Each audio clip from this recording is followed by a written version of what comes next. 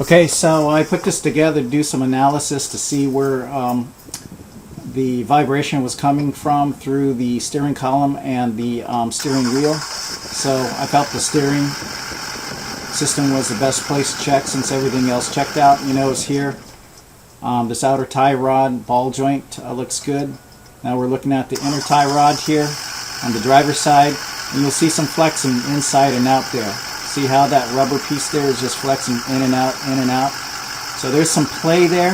It's not bad, but it's bad enough to get my attention. And that's more than likely the problem because it feels like the vibrations coming through the driver's side. So that more than likely is that.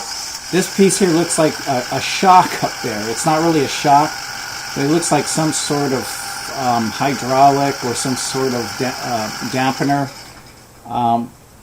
I've never seen it before until I pulled the cover off, so I suspect that's just stabilizing things up there.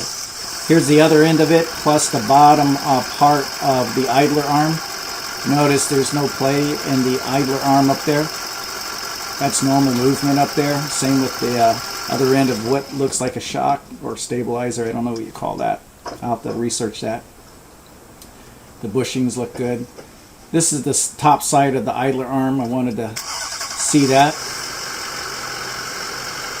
And you notice there's no play in there. That's normal movement right there, so that's good.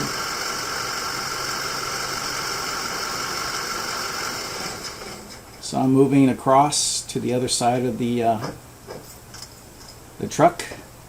That's an inner tie rod, and that rubber should not flex in, inside to out. There's no flexing there. That's normal movement from my experience. And then go to the outer tie rod and the ball joint right there. And that looks solid as well. Normal movement. So I don't see any play in there. So anyways, if you have anything to share, feel free, correct me if I'm wrong on anything,